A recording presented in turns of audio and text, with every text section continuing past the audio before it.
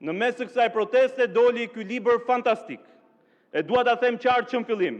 Ky libër në fakt nuk është problemi, por ky është prova. Mjafton të jetosh në Shqipëri çdo ditë për ditur gjithçka që faktohet në këtë libër.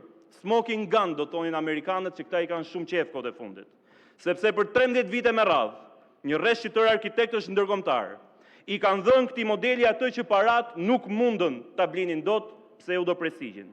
Çdo kullë e re, çdo render, çdo projekt 3D ka shërbyer si një perde për të penguar pyetjen e thjeshtë se nga vijnë këto para. Kush fshihet pas tyre dhe kush në fund do të jetojë me të vërtetë në këto ndërtesa. Dhe ja sot, vetë ata e kanë mbledhur këtë dëshmi në këto 750 faqe që në fakt janë akt akuza e drejt për kryeministrin e Shqipërisë.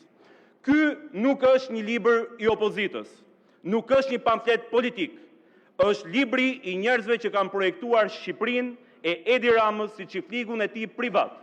Arkitekt, konsulent, studio ndërkombëtare, njerëzit që kanë qenë në zemër të projekteve më të mëdha të këtij vendi. Dhe pikërisht këtu qëndron dhe pesha e tij. Flet vetë rrethi që kryeministri ka zgjedhur për të ndërtuar planin e tij mbi çdo pëllëmb të këtij vendi. Vini re një detaj që rrëfen gjithçka. Në këtë libër, plot 750 faqe, mbi të ardhmen e vendit ton, nuk gjendet pothuajse as edhe një arkitekt shqiptar. Vendi shfaqet jo si një adheme qytetar, por si një tokë e lirë, një terra incognita, ku thuajt zbresin nga avion